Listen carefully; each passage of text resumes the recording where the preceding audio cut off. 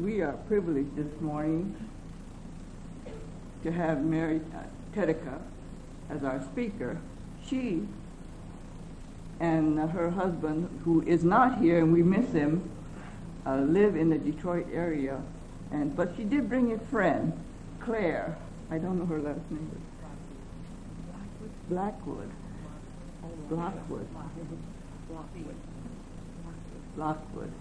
She has come along to support her, and she is also an intercessor who works with Mary. Mary is an ordained minister. She's an evangelist. She's a teacher. She's a director of her own faith-to-faith ministry in the Detroit area. She and her husband have a radio program that broadcasts in Detroit, in Charlotte, not Port Charlotte, but Charlotte, North Carolina, Atlanta, Georgia, and in Cincinnati. And she also publishes a monthly newsletter called Faith to Faith. She's really a great believer of intercessory prayer, which we believe here too. And she has a team of intercessors that help her. And I'm sure you know about the 700 Club. She is a full-time counselor with them and helps many people with their problems. But before she was saved, she was a psychic, and she dealt in witchcraft. Since her conversion, she's used in deliverance.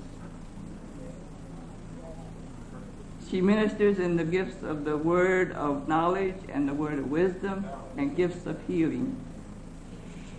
And I'm sure she has a very good message for us. Let us give her a warm welcome.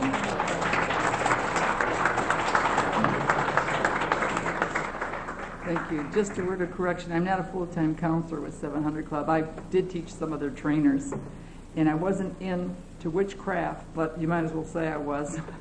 I did everything else but, serve as a witch. But that's all. I just thank the Lord today for being allowed to bring the word here. I'm going to be bringing my testimony. The reason I think for that is I'm going to be back. I just believe that God's going to send me back. And a lot of times, you go someplace, they don't know you. You bring a word, and they wonder what she really did, and what was her life before she came to the Lord. So today I'm going to do that. I'll share it. I will be interjecting a little bit about the occult. Basically, our ministry consists of teaching on the dangers of the occult. Because when God took me out of that mess, it is a sin to be in the occult. He set me free, and shortly after that he said, now you will go and give the word and set the captive free in my name. It wasn't by chance that we sang that song today, because it is true. We stomp on him. I'm going to go back a little ways into my testimony and then see what our Lord did for me. And he does that for all his children. But turn first, please, to the Word of God in John. And we'll go to John, the 16th chapter. And I just thank the Port Charlotte Aglow for inviting me here, and for Daphne, whom I met and Ed at a church just maybe, half a dozen months ago. And God just opened doors for us. He always plants somebody somewhere so that he knows who has to be where. So I just feel that I'm here for you. God loves you that much that he sent me. Praise the Lord. Okay. Go to John 16 and verse 33. These things I have spoken unto you, that in me ye might have peace. In the world you shall have tribulation, but be of good cheer. I have overcome the world. I have literally lived and eaten those words, because if it wasn't that I knew that Jesus overcome, I wouldn't even be up here today. I never knew peace until I met Jesus Christ. I thought I had it. So I have lived and just eaten these words. Because of him, we exist. Because of him, Jesus Christ. He set me free from bondage. He set me free from many occultic activities. So I'm going to go back to when most of my problems began, and it was about a year after I got married that I really got sick. And from that point on, I continued to be sick for 18 years. It was not one day without pain. 18 continual years. If I didn't have one thing, I had something else. At the age of 12, I did have a surgery, which was my first, but then after marriage, I had 4 more, and I'll go into those eventually. But the pains just kept continuing and continuing. I was in and out of the hospitals 12 times for different things. My second surgery was what they call a patent urachus. And my doctor got all excited because the insurance company called and said, "We've never had one of these. What is it?" So I set up some kind of history with the insurance company. And then after that, I had my first child. See, now in the meantime, you got to remember that the devil must have known too that God was going to use me. He knows, he just does not want anybody to get into the kingdom of God. So he tries to destroy somehow God's children. But God knew that one day when he got a hold of me that I would bring a truth, I would learn the truth, and that then I would walk that. But I went this route, you see, because I didn't know Jesus. I was a very religious person, but that doesn't get you into heaven. I knew about God. I didn't know about Jesus. It makes a big difference because he is the way. So after I had my first child, I labored for 48 hours. My husband stayed home 2 days watching me. And then when I had Justine, I couldn't urinate for 6 days. They kept catheterizing me. I mean, it looked like I was still pregnant. I had 52 stitches just to have this baby, 10 days in the hospital. And the day I got home, the pains continued in my abdomen, and Roger called the doctor. The doctor said, "Well, we'll order some codeine." And that was the beginning of my troubles with this devil trying to kill me, because Roger misread the label. It said to take 2 pills every 4 hours, and when he read it, the 4 was not visible, and he was giving me 2 pills every hour. So 8 hours later and 16 pills, I couldn't lift my head. My ears began to ring, and I was getting weaker and weaker. Everything was going around and around, and my mama was there to take care of me and the baby. And I said, I was trying to stutter, "If you get me 2 more pills, maybe I'll be all right." And he says, "But you seem to be getting worse." And I said, "I think I need 2 more pills," I'm going like that. And when he went to get the pills, this time, he picked it up and the 4 hit him in the eye. And then he screamed, "Mom, I've been giving her 2 pills every hour." So my mom is Italian, and you know how they are, a little emotional. And so she started to just actually run around the living room saying, "Oh, what's going to happen to her? What's going to happen to her? She's going to die. She's going to die." And he's following her. And I'm watching them on the couch, and I'm trying to lift my hand, "Call the doctor, call the doctor." Well, they called the doctor, and of course he said to keep me awake, and I did, and stayed awake for a while there, and Roger kept walking me up and down the halls. About 3 months later, when I went to lift Justine, I ripped the muscles in my stomach, and I never could carry her after that. A few months after that, I got pregnant again with my second child, and Susan was born 20 months later. But the last few months that I had Susie, I was bedridden. The last 4 months, I was bedridden. My navel bulged. They had to tape it down. I had about 18 different kinds of medication they were giving me, and so I couldn't walk. When I did, she landed on the sciatica nerve. I fell on the floor. They hospitalized me. So I was in a hospital for 7 days, and it was just one thing after another having Susie. And then about a year after that, I had another surgery. This time it was an exploratory. They couldn't find anything. Pains in my stomach continued. Pains continued all over my body.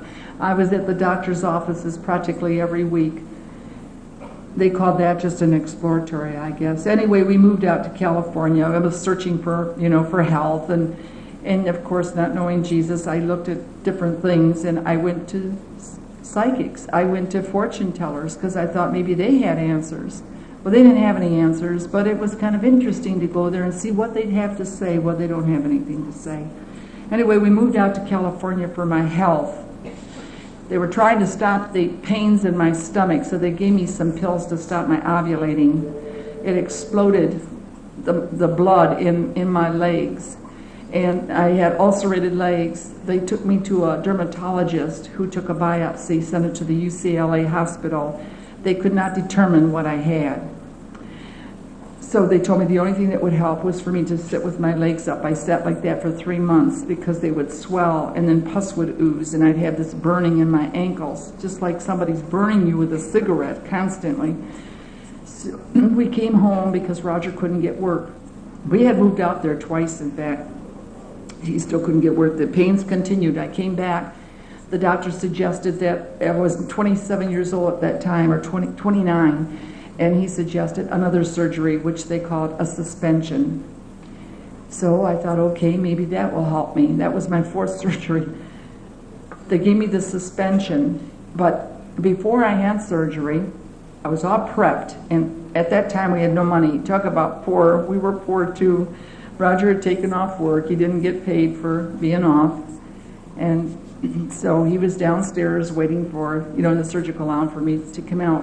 Meantime, I had a raspy throat, and just before I was being wheeled into the surgical, or what they call the operating room rather, an anesthesiologist came out and he said, "Are you okay?" I said, "Well, if you just give me a little water, I'll be all right." And he said, "Well, what do you mean?" I said, "Well, I can't swallow." He said, "Well, just a minute." Instead, they came back with a thermometer. I had a fever. My doctor came out with his mask, pulls it down and says, "Why didn't you tell me?" I said, well, Roger took off work, and so I have to go through the surgery. And he said, "If you go through the surgery, bacteria could set in and you could die." Well, I was more worried about him being off work, you see, than my surgery. Well, anyway, back downstairs, no surgery, and I'm all drugged. 4 days it took to clear this infection, and then I had the suspension, which didn't work. Went back to more fortune tellers. I went to card readers, and then I started asking, why? God, why? What did I do wrong? See, I was a good person. I mean, I went to church every Sunday, and I couldn't understand why. I didn't know about the devil. No one ever told me that there was a devil that was trying to kill me. I knew there was a devil somewhere that was bad, but we didn't understand, see, his power, or he had supernatural power, anything about him.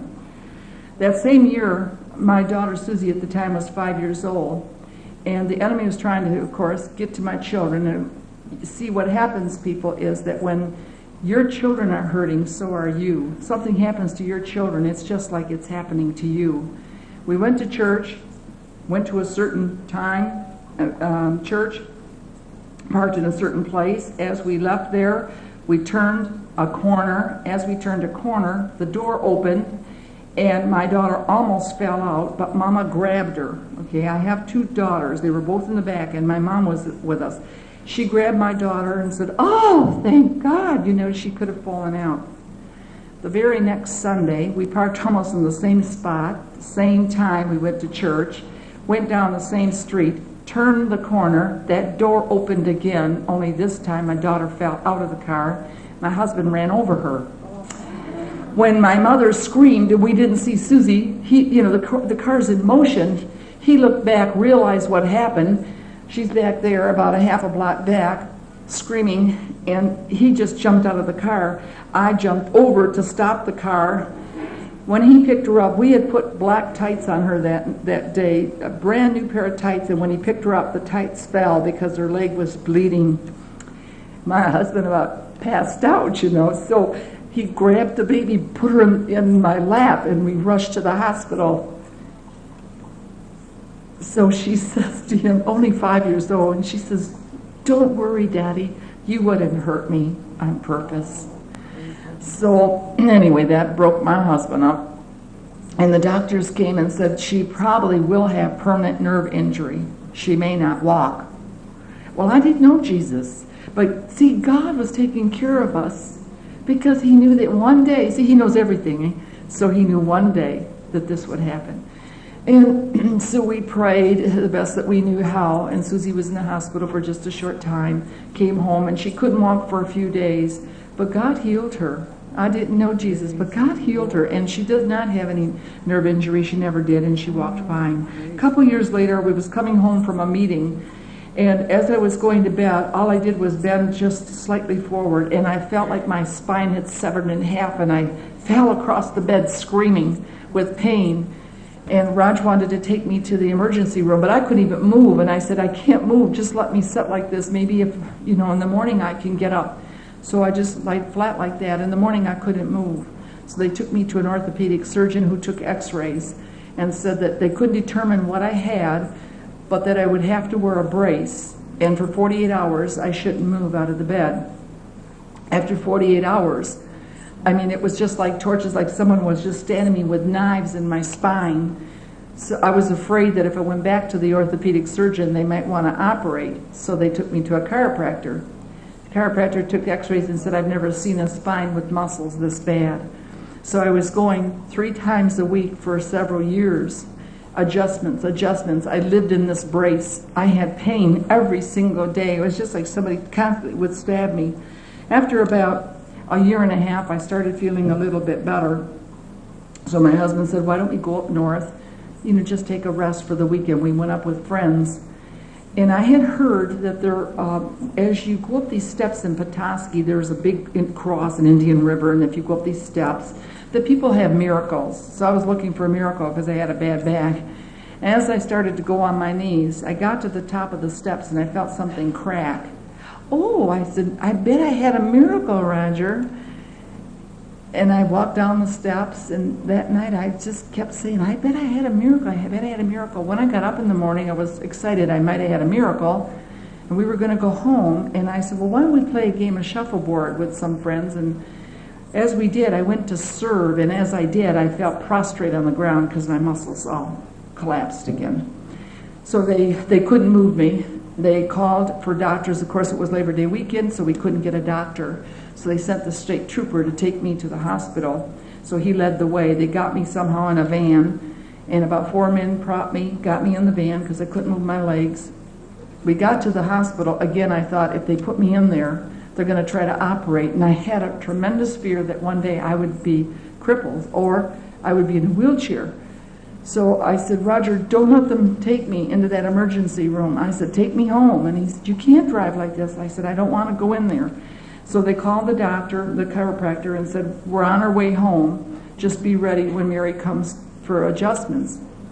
Instead of a 5-hour drive because of the Labor Day thing, we were bumper to bumper. I didn't get home for 8 hours, and it was like I was on a bed of nails. Every move and every jolt was just like, again, somebody was embedding me in these nails. So it was like the enemy was trying to drive me crazy with pain. So again, I went another 3 months trying to get out of bed. I'd hold on to the end of the chair, and I'd have to brace myself on the dresser and then brace myself on the walls, and I couldn't just sit down. I'd have to hold on to something and go down, like that. And then I started saying, God, why? Why me? And people would say, Mary, it must be that you're special. You're suffering for God. So I thought, oh my gosh, maybe that's it. So I thought, well, one day I said, I don't want to be special today, God. Give it to somebody else. I don't mind being special tomorrow, but I'm sick of it today, because I was afraid then not to suffer for God, if I'm special. So this is how ignorant I was. So about a year after that, I started getting ulcerated ankles again. I mean, they just exploded. They took me to Henry Ford Hospital. I was there for 2.5 weeks. I had every dermatologist checking my legs. Again, the pain. They made a big tent because nothing could touch my legs. So I was in a tent for 2.5 weeks. Again, he said, Mrs. Tedica, the only thing that we can suggest is that you keep your legs up. So you have an incurable disease, and we don't even have a name for it. So therefore, just keep your legs up, and then the swelling will go down. Did that for several more months. That next year, I started to have pains in the heart. Now I've got my back, I've got my legs, and I started experiencing like shortness of breath. I couldn't go up and down the stairs. So they suggested I go to a heart surgeon. I didn't think I had anything wrong with my heart. Well, he said I did. I had a positive reading and that I had a damaged heart. So they started putting me on medication for this. Then I had pains in the back, pains in my legs, pains in my heart. They kept hospitalizing me for my heart because I had this angina. I started going to different psychics then. Now I went to a spiritualist. I thought, I've got to reach somebody who can give me an answer. And this spiritualist took a trumpet. She says she could hear spirits way out there. She put the trumpet, towards heaven, started listening to this trumpet. So I thought maybe she can tell me something. She says she contacted this little man. Well, she described my grandfather. So I thought, well, what's he got to say? You know, what's he telling you for me? You can't talk to the dead. But I was willing to talk to anything or anybody because I was in pain, man. And I wanted to get out of it. Well, I just cried out to God again. You know, God, why? God, why? She didn't tell me anything. 1971, Roger said, maybe the weather will help you. We'll move again. This would have been our third big move. This time he took me to Arizona. No, well, we didn't have very much money, but he couldn't get work. He was out of work for 3 months. Couldn't get work. We came back discouraged, broke. So I went downtown to the tea leaf readers. And so they give you a little sandwich. They make it legal by giving you a sandwich, and then, you know, they look in the sediments of the tea leaves, and they're supposed to tell you something. They didn't tell me anything, and they were weird. They really were weird. They needed the Lord. Boy, someday maybe God will send me back there, but anyway, a friend at this point now suggested, Mary, she said, you know, you've always been psychic. Maybe if you go to some ESP classes, that might help you to control your body. You know, they work with the mind. That sounded good. So I thought, maybe that's the answer. So we joined the ESP classes, and I got introduced to the occult. See, it started innocently because I had opened myself up already going to these fortune tellers, and I used to read the horoscopes all the time. Doesn't matter how little you open yourself up, it's all demonic. And the occult is anything hidden or anything secret. You can look in the Bible in Deuteronomy 18 and verses 10 through 12, where he says, you shall not have anybody among you that will make his son or daughter to pass through the fire, or that useth divination, or an observer of times, which is your horoscopes and your astrology, or an enchanter, or a witch. We just ended up with a real nice season, didn't we, in witchcraft. And Halloween I'm talking about. And then he says, or a charmer, or somebody that consults familiar spirits, which we're going to go into in a few minutes that I did, or a wizard or a necromancer. All who do these things are an abomination unto God. Not knowing the word, I thought I had gotten into the right thing. So you're in John, let's go to John 20. St. John 20.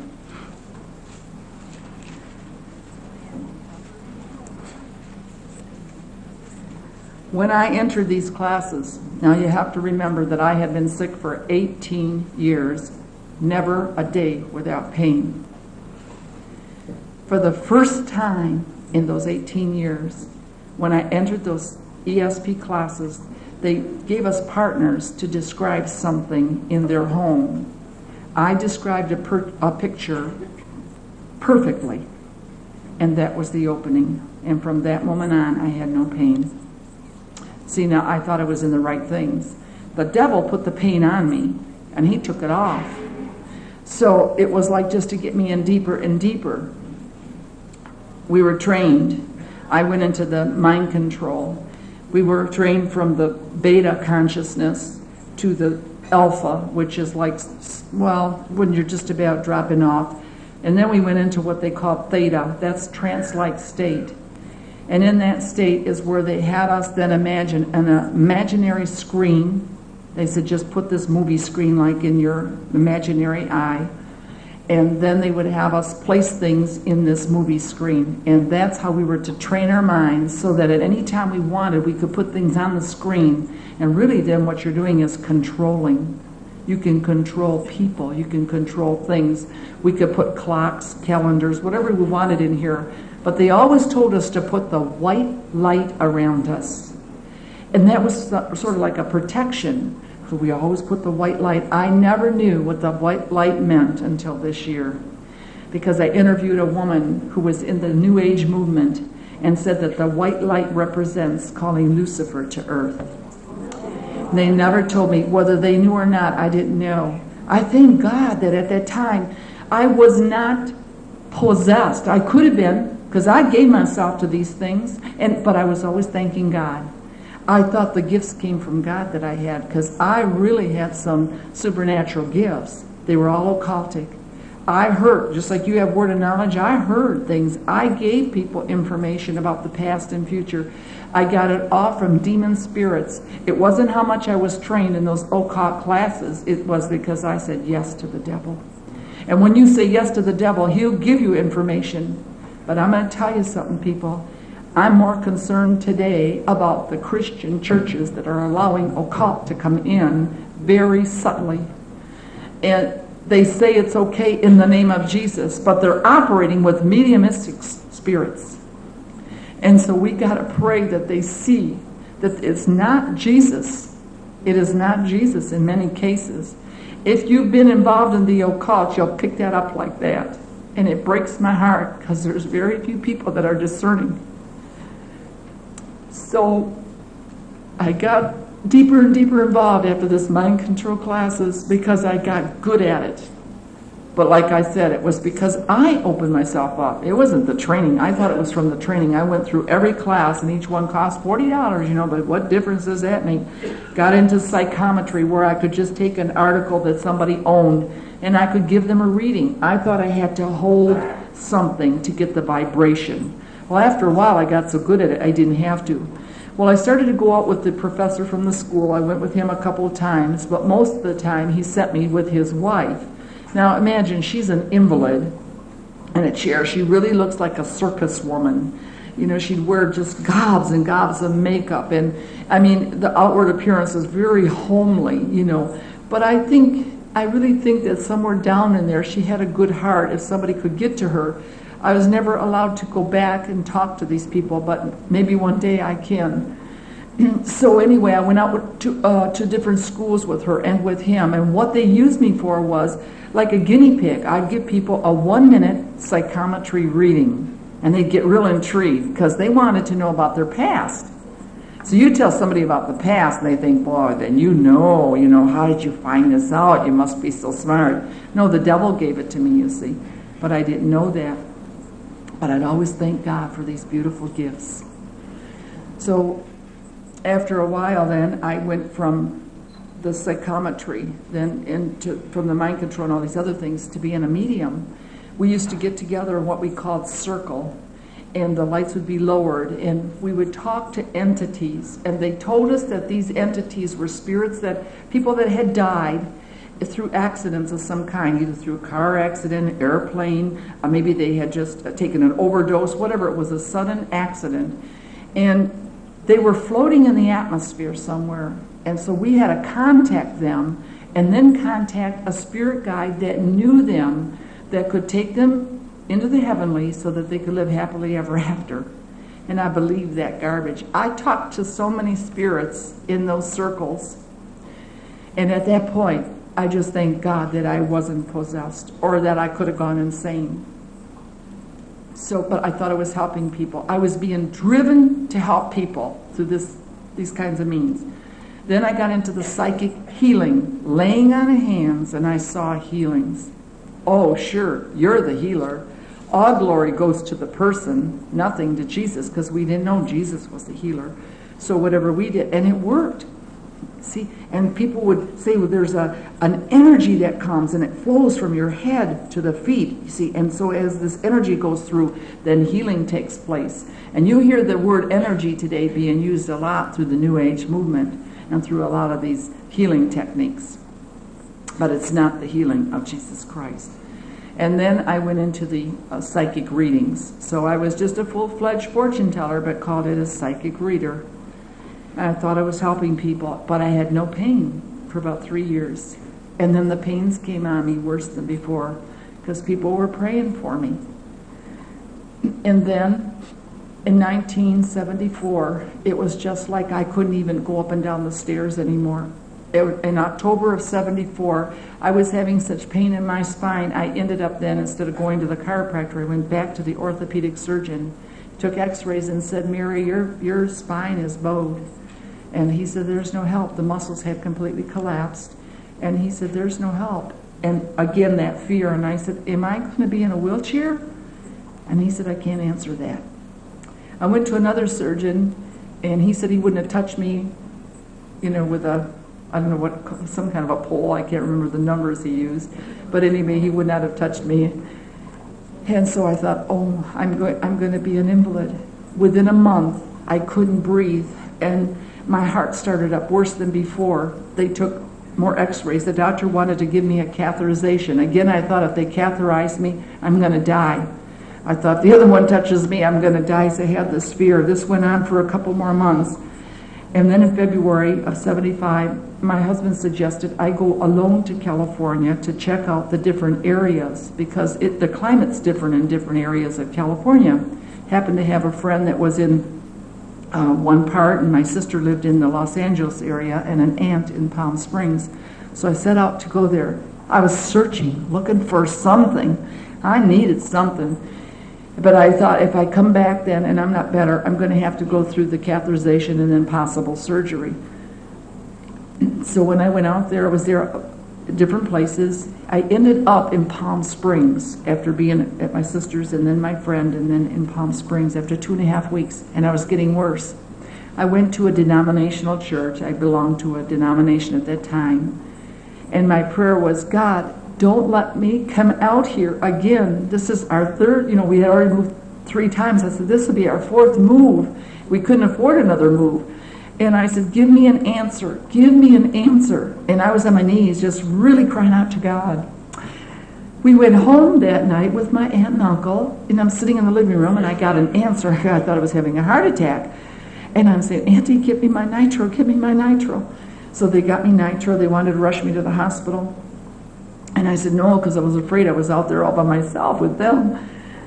The next morning, I was whipped. So she went and sat in a screen porch, and I sat on the outside, and the sun was beating.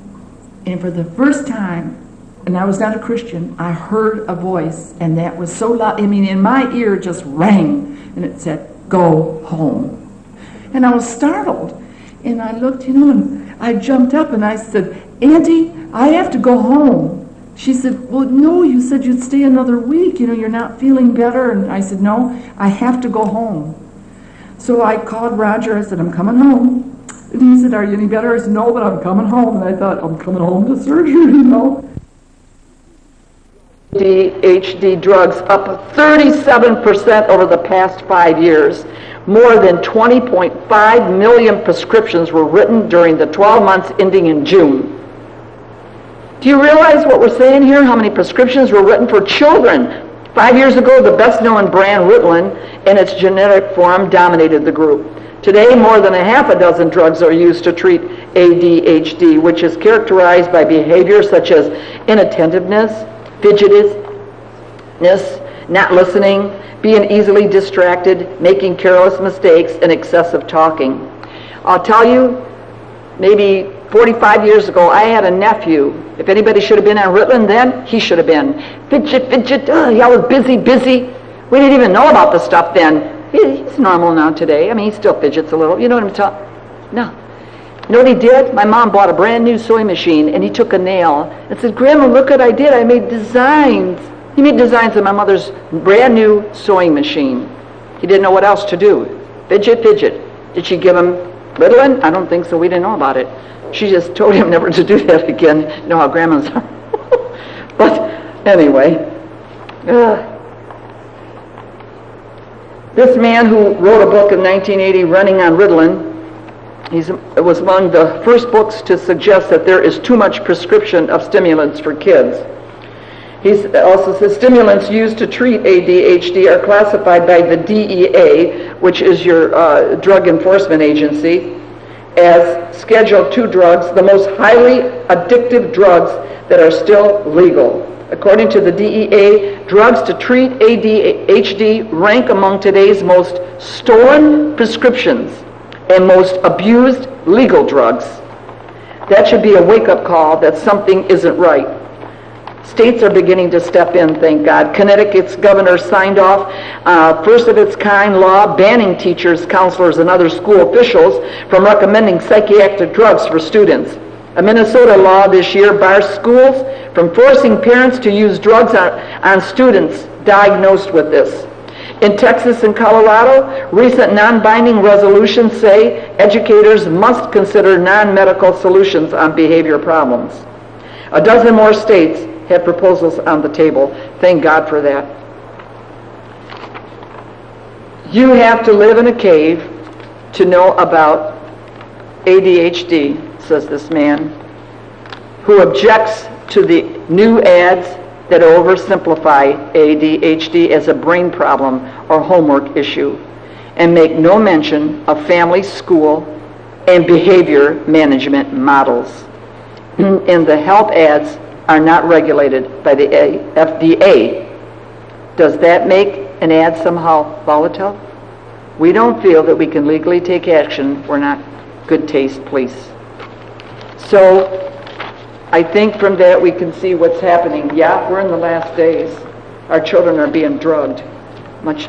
Now, that doesn't mean that every child doesn't need some medication. I'm not saying that. There are a few that absolutely need to be helped. But we are being overdrugged. I really believe that with all my heart. And I think sometimes it's because parents don't take the time. Maybe sometimes they don't discipline enough, and it's easier to just drug them. In other cases, some children, they absolutely need that because of, what do they call that now? There's something that stimulates the brain where they do have to have some drugs to help them. Okay. Another significant thing that's happening, and one of the most serious in our times, is what we would call, go to Genesis 1 now. I'm going to be giving you something that I saw for the first time in the Bible as far as my studies. Genesis 1.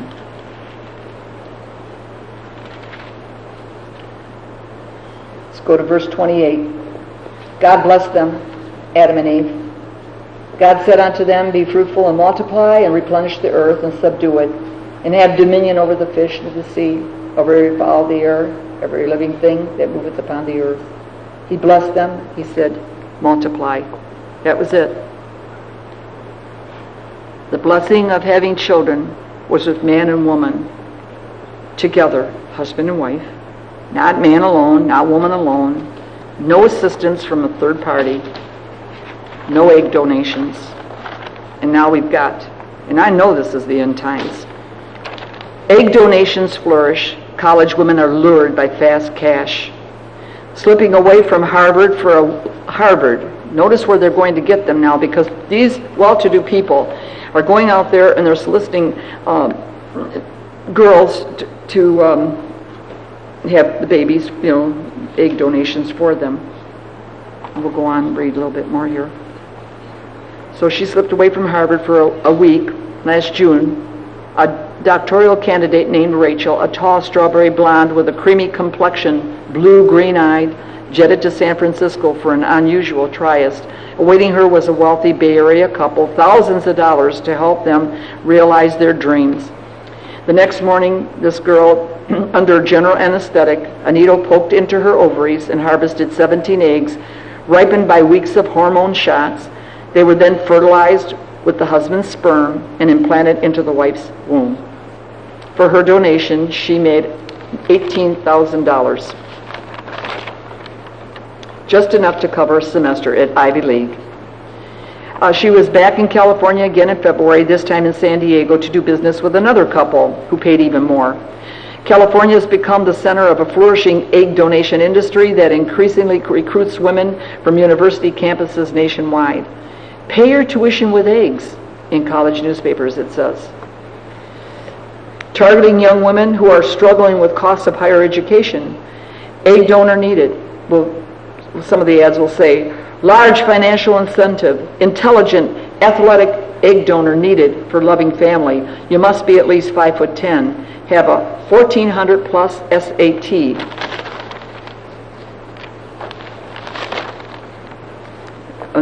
SAT score. Possess no major family medical issues. $50,000 they'll offer. Free medical screening, all expenses paid. Brokers typically collect commissions of $3,000 to $5,000 for getting the girls. Ads that offer $25,000 to $50,000 or more for these women of beauty and brains, but few women ever get such huge amounts. sometimes there's fake ads to attract the media attention and a lot of donors. They say this one man, Arthur Kaplan, he's the director of the University of Pennsylvania Center for Bioethics. He predicts that lawsuits claiming, "You told me I get a grade A egg and I got a child with a genetic defect." He and others fear that egg selling has become a business fraud with moral and perhaps legal peril. It's a business selling the best available stock that money can buy. Because now what they do is they ask, and they put in their ads what they want. You have to be a certain height, you have beauty, brains, and all this. Well, I just cried when I read that. That bothered me probably more than most of the articles that I've read recently, because I know that made it real clear to me. We are in the last days. So I began to pray, and then God gave me Genesis 1, how God planned for man and woman to have a child. Okay, but now I want you to go to Genesis 11. See something very interesting here. Abraham married Sarai, but she was barren. Let's go to verse 30. Sarah was barren, she had no child. That word barren just means sterile. She couldn't have children.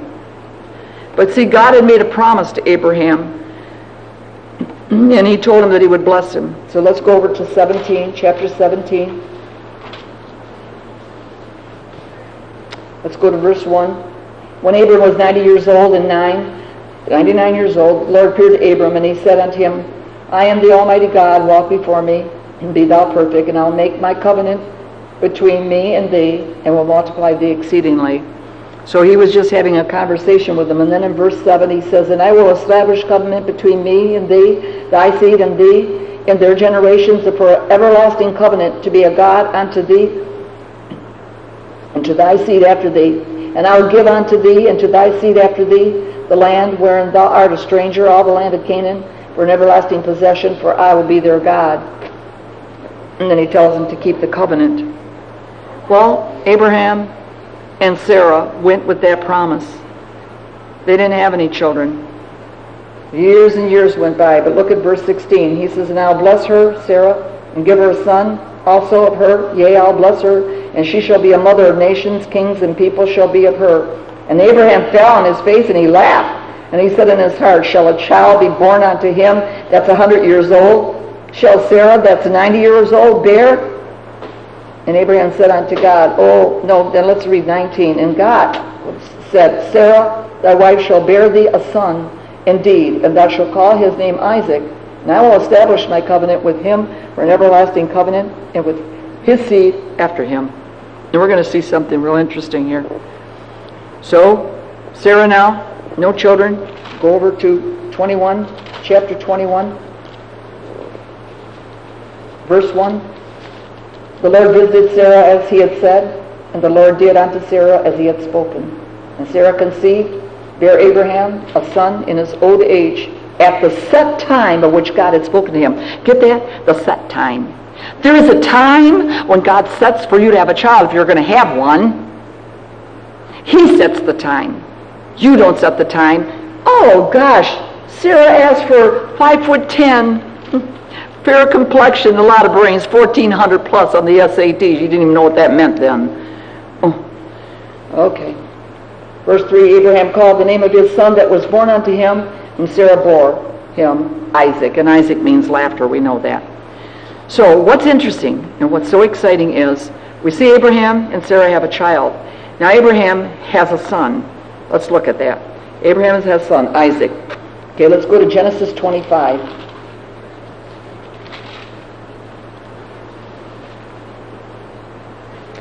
Isaac marries Rebekah. He was 40 years old when he married her. Okay? And his wife was barren. Verse 21. Isaac entreated the Lord for his wife. Cried out to God. He wanted a child, see, because she was barren. And the Lord was entreated of him, and Rebekah, his wife, conceived. Now, this is 19 years after they had been married.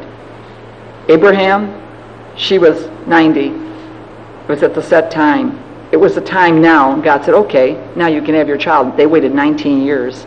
Interesting, Abraham and now Isaac. Okay, look at Let's go to Genesis 25 and verse 21. And Isaac entreated, we read that, excuse me. Now go to 24.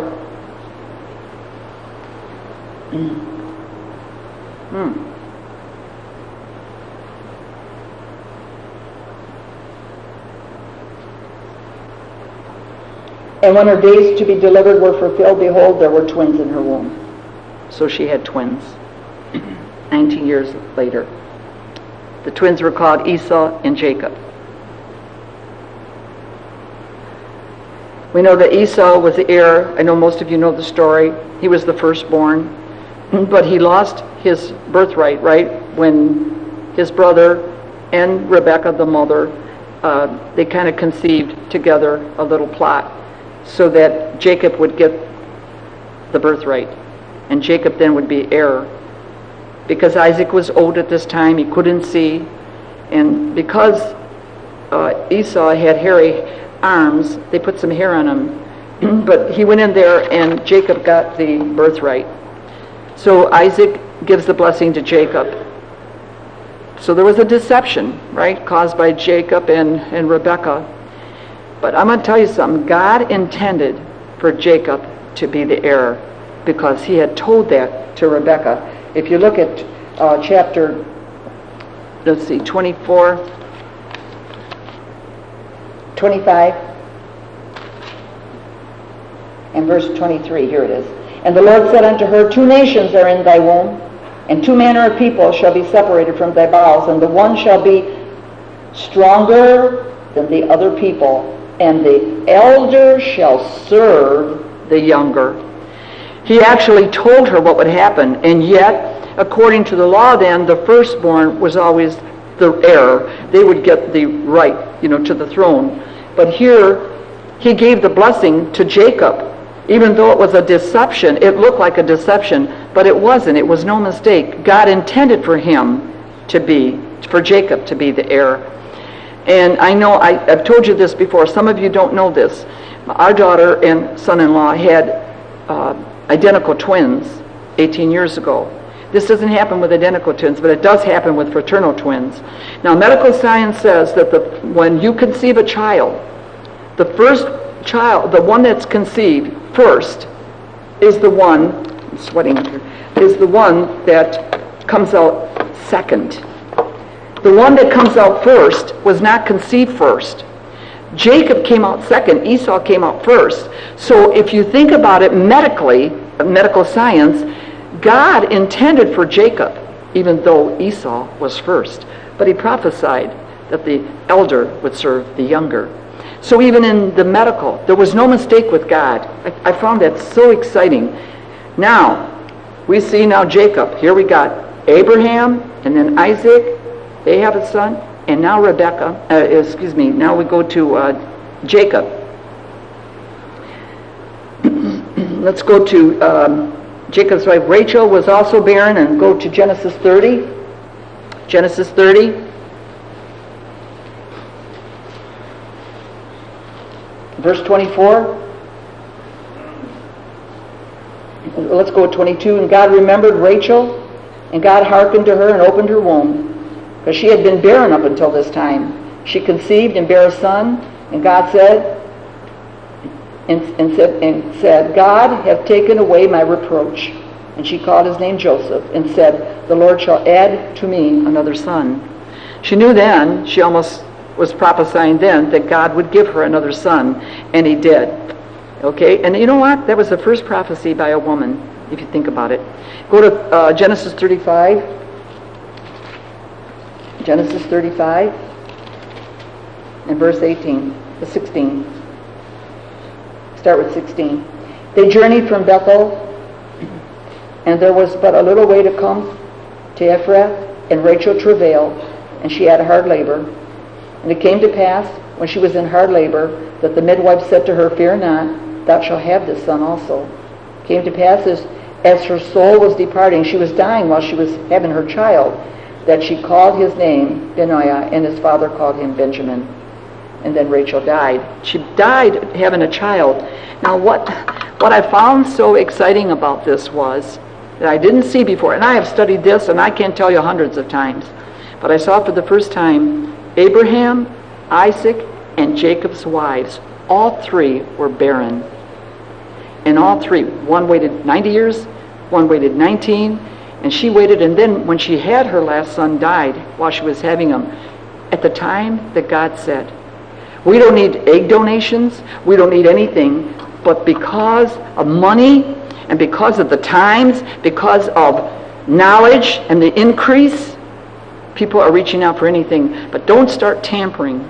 Knowledge is one thing, but don't start tampering with God's creation. I'm telling you, we are in the last days. I got one last good thing to report, though. This is Yankovic partners indicate that a large majority of Americans oppose all forms of human cloning, including so-called therapeutic purposes such as stem cell research. 80% oppose cloning for reproductive purposes.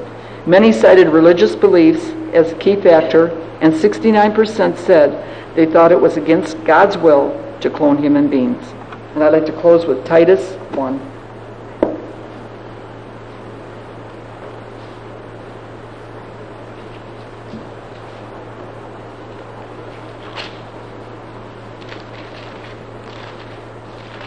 Right after Timothy, Titus, the first chapter, 1 verse 9. Holding fast the faithful word as he hath been taught, that he may be able by sound doctrine both to exhort and to convince the gainsayers. In other words, you're going to convince those that contradict the word. And anytime you bring truth, and anytime you bring the truth of the Word of God, you can be sure you can back it up with what the Scriptures say. So there's no doubt in my mind and in my heart that what God said is 100% real and truth to us. So I pray that you be able to share this and help somebody else. And I'm going to pass out these viral hepatitis is transmitted, but I'll put them here, and then I think we'll pray first so that you don't get distracted. I just pray, Father, that I conveyed what you wanted me to convey to your people, and Lord, that we can be strengthened by it, because to me it's an encouraging word, Lord, because I'm enlightened, and I know now, Lord, the things to stay away from, and I know, Lord, to get into your word deeper and deeper every hour of the day. Amen.